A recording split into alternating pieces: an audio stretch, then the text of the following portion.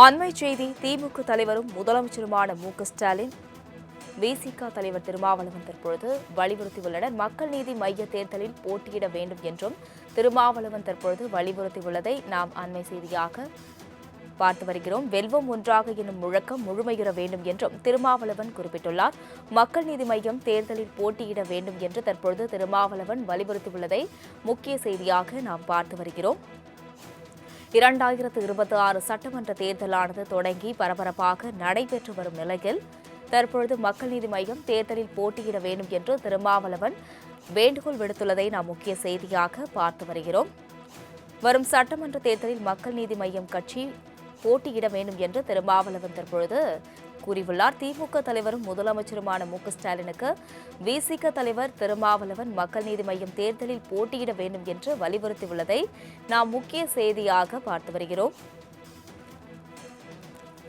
2026 சட்டமன்ற தேர்தலானது தொடங்கி தேதிகள் அறிவிக்கப்பட்ட நிலையில் அரசியல் களமானது தற்பொழுது பரபரப்பாக பார்க்கப்பட்டு வரும் நிலையில் தற்பொழுது மக்கள் நீதி மய்யம் தேர்தலில் போட்டியிட வேண்டும் என்று திருமாவளவன் முதலமைச்சர் மு.க.ஸ்டாலின் அவர்களுக்கு வலியுறுத்தியுள்ளார். வரும் சட்டமன்ற தேர்தலில் மக்கள் நீதி மய்யம் கட்சி கண்டிப்பாக போட்டியிட வேண்டும் என்று திருமாவளவன் தற்பொழுது கூறியுள்ளது குறிப்பிடத்தக்கது. இதுகுறித்த மேலும் விவரங்களுடன் இணைகிறார் செய்தியாளர் நௌஷாத்.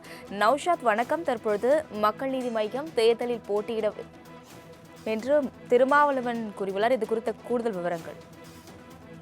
வணக்கம் அஸ்வினி. மக்கள் நீதி மய்யம் தேர்தலில் போட்டியிட வேண்டும், வெல்வோம் ஒன்றாக எனும் முழக்கம் முழுமையுற வேண்டும் என விடுதலை சிறுத்தை கட்சியினுடைய தலைவர் தொல் திருமாவளவன் அறிக்கை வெளியிட்டிருக்கிறார். திமுக தலைமையிலான மதச்சார்பற்ற முற்போக்கு கூட்டணியில் தொகுதி பங்கீடு நிறைவு பெறும் தருவாயில் உள்ளது. அடுத்து எந்தெந்த தொகுதி என்பது குறித்த பேச்சுவார்த்தை தொடங்கியுள்ளது. இதுவும் மிக இலகுவாக விரைவாக நடந்தேறும். இந்நிலையில் திமுக கூட்டணியில் மக்கள் நீதி மய்யம் போட்டியிடாமல் கூட்டணியை ஆதரிக்கும் நிலை எடுத்திருப்பது ஏற்புடையதாக இல்லை. அக்கட்சியின் தலைவர் அண்ணன் கமலஹாசன் அவர்கள் தமிழ் சமூகத்தின் நன்மதிப்பை பெற்ற ஒரு மகத்தான திரைக்கலைஞர், 4% அளவிலான வாக்கு வங்கியை கொண்ட ஒரு அரசியல் தலைவர். அவர் நம்மோடு மனமுவந்து களத்தில் நிற்பதுதான் நமது கூட்டணிக்கு நலம் பயக்கும். மக்கள் நீதி மய்யம் மேற்கொண்டுள்ள இத்த நிலைப்பாடுகளை குறித்து கூட்டணி நடந்தேறிய பேச்சுவார்த்தை குறித்தும் விடுதலை சிறுத்தை கட்சியின் கருத்துக்களை கூட்டணியின் தலைவர் அண்ணன் தளபதி அவரிடம் மேலான பார்வைக்கு வெளிப்படையாக முன்வைப்பது அது சரணாகிய பொறுப்பு என கருதுகிறோம் என தெரிவித்திருக்கிறார். கருத்தியல் அடிப்படையில் கொள்கை பகைவர்களை வீழ்த்தி வெல்வதற்கான உத்திகளை அடிப்படையிலும் தொலைநோக்கு பார்வையோடு ஓரணியில் திரண்டு மதச்சார்பற்ற முற்போக்கு கூட்டணியாக நாம் பல ஆண்டுகளாக இயங்கி வருகிறோம். 2017ஆம் ஆண்டிலிருந்து நாம் ஒருமித்த கருத்தோடு இதுநாள் வரையில் ஒற்றுமையாக கைகோர்த்து களமாடி வருகிறோம். தேர்தலுக்கு தேர்தல் வாக்குகளுக்கு மட்டுமே கூடி கலையாமல் மக்கள் நலன்களை முன்னிறுத்தி மாநில அளவிலும் இந்திய அளவிலும் போராடுகிற ஒரு கூட்டியமைக்கமாகவே தொடர்ந்து தொய்வின்றி இயங்கி வருகிறோம்.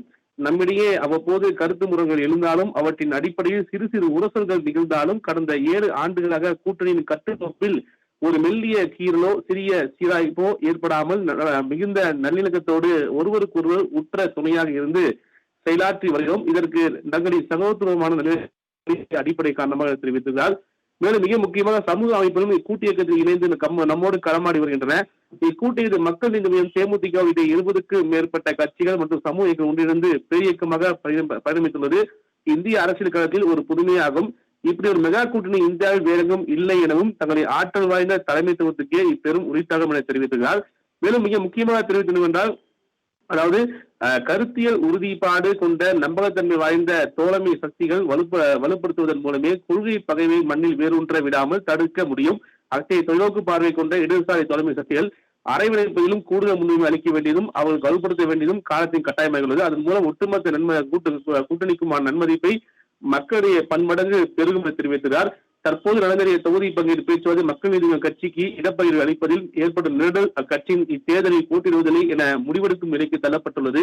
அதேவேளை மறுசார்பற்ற கூட்டில் வெற்றிக்கு பாடுபடுவோம் என்று அறிவித்துள்ளது.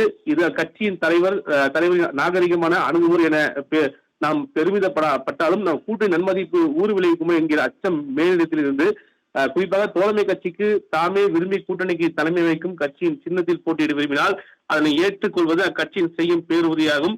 எனவே தனி சின்னத்தில் போட்டியிட விரும்பும் தோழமை கட்சிகள் அவற்றின் விருப்பத்திற்கு மாறாக தலைமை வகிப்போரின் சின்னங்களை போட்டியிட கோருவது ஏற்புள்ளது என தெரிவித்தும் இல்லாமல் மக்கள் நீதி மய்யத்தை பொறுத்தவரைக்கும் தொடர்ந்து அதாவது தொகுதி எண்ணிக்கை எதுவானாலும் அவர்களுக்கென ஒதுக்கப்பட்ட டார்ச் சின்னத்தை போட்டியிட அனுமதித்து கூட்டணியின் மீதான நன்மதிப்பையும் தங்களின் மீதான பெருமதிப்பையும் மென்மேலும் உயர்த்திட வேண்டும் என தோழமையோடு தங்களை உடன்பிறப்பு என்னும் உரிமையோடு கேட்டுக்கொள்கிறேன், அப்போதுதான் வெல்வோம் ஒன்றாக என்கிற தங்களின் உன்னத வாய்ந்த சகோதரத்துவ முழக்கம் வெற்றிகரமாக முழுமையுறும் என குறிப்பாக விடுதலை சிறுத்தை கட்சியினுடைய தலைவர் தொல் திருவண்ணாமலை அறிக்கை வெளியிட்டிருப்பது மிக முக்கிய ஒன்றாக பார்க்கப்படுகிறது. தொடர்ந்து இந்த தேர்தலில் கமல்ஹாசன் போட்டியிட வேண்டும், அவர் வெறும் டார்ச்சிலே போட்டியிட வேண்டும், அதற்கான அனுமதி வழங்க வேண்டும் என திமுக தலைமைக்கு இந்த கோரிக்கை வைத்திருக்காரா என்ற ஒரு கேள்வி முதலில் இருந்த போதிலும் இந்த போட்டியிடாமல் இருக்க வேண்டாம் என்ற கோரிக்கையும் கமல்ஹாசன் வைத்திருக்கிறார். விவரங்களுக்கு நன்றி நௌஷாத்.